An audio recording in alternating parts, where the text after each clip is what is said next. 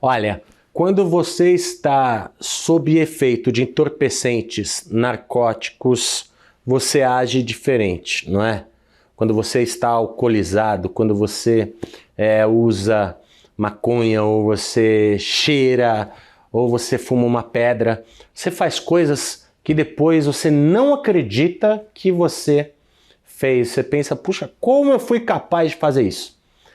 Quando você é atacado, influenciado e dominado por espíritos malignos, a mesma coisa.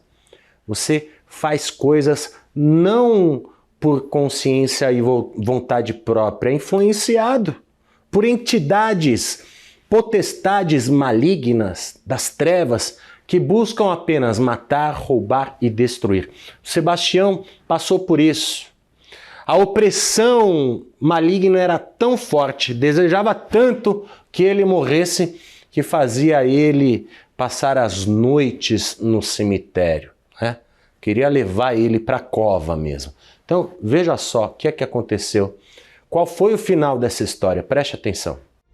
Testemunhos de paz e vida. Diga o seu nome completo. Sebastião Mendes Pavão. Você também passou pela experiência de ter se afastado? O que aconteceu? Eu na verdade, nasci no berço evangélico, né, pastor? E após o falecimento da minha mãe, aos meus 15 anos, eu me afastei e voltei com 32. Durante esse período que você se afastou, como é que ficou a sua vida? Eu passei por momentos muito difíceis na minha vida, pastor. Antes mesmo de voltar para Cristo, eu estava numa situação tão difícil que eu cheguei a fumar 7 cigarros de maconha todo dia, e todo santo dia eu estava no cemitério. Parecia que ali eu encontrava paz. Todo dia tinha que estar no cemitério. Todo dia eu ia para o cemitério, senão eu não tinha sossego. Eu cheguei a pular o muro do cemitério de madrugada para poder fumar maconha dentro do cemitério. E mais um detalhe também, durante praticamente 5 anos da minha vida eu tinha pesadelos que eram praticamente a presença do inimigo que segurava no meu pescoço de madrugada, e eram coisas terríveis. Só eu sabia o desespero que era deitar na cama porque eu não tinha sono. O próprio inferno, não tinha paz, não tinha sossego no meu casamento, era uma vida realmente de muita angústia.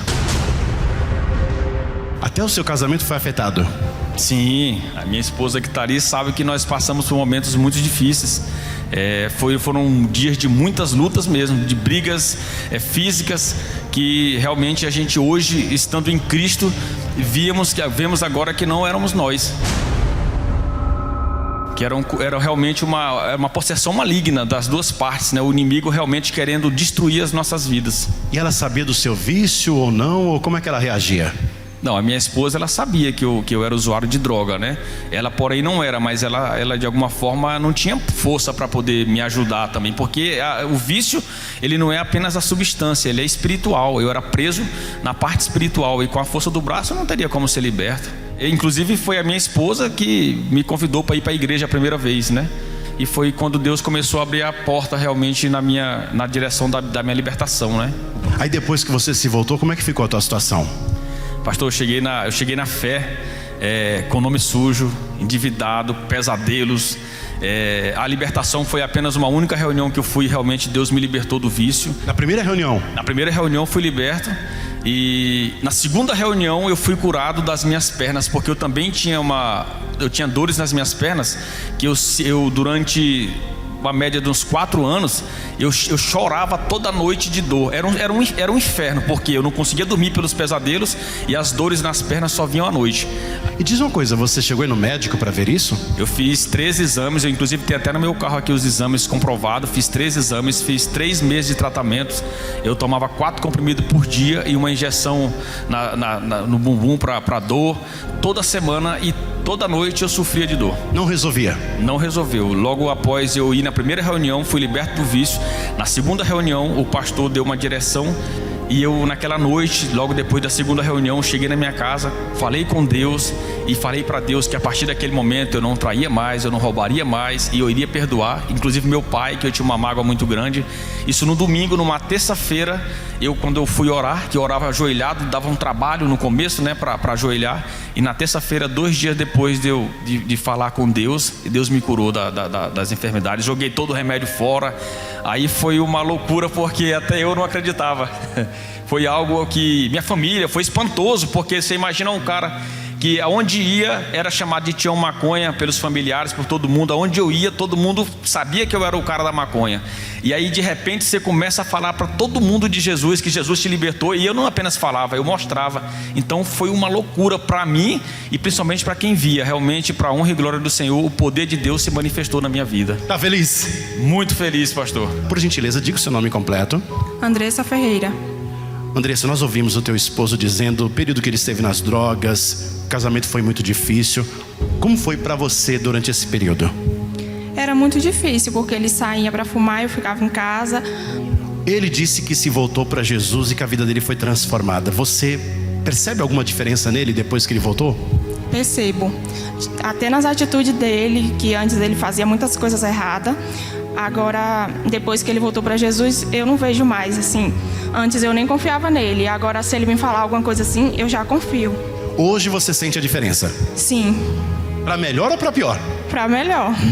E o teu casamento? Melhor também, 100%. Tá feliz? Muito. Repete o teu nome. Andressa Ferreira. Gente, estou muito feliz com o testemunho de vocês. Parabéns, viu? Não, pode vir. Então, troca de lugar com ela aí. Sim. Pessoal, eu queria acrescentar mais uma coisa. Nós estamos juntos há 12 anos. A gente nunca evitou ter filhos. Só para resumir esse testemunho, um dia eu estava no apartamento. A Andressa trabalhava no sábado, né, até a tarde. Eu estava nesse apartamento fumando um cigarro de maconha. E eu olhei para o Hack, aquele desespero na minha vida. Eu sempre quis ser pai. Eu tinha aquele desejo. Estou com 38 anos hoje. Eu estava nessa época com uns 30 anos, mais ou menos. Isso 2, 3 anos antes de vir para a fé. E eu olhei para aquela Bíblia e falei, cara, se Deus existe mesmo, Senhor, fala comigo porque eu não aguento mais.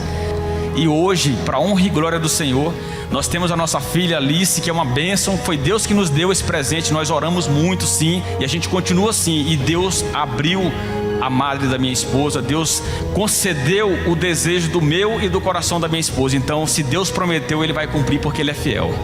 Vale a pena confiar. Vale a pena confiar na promessa de Deus.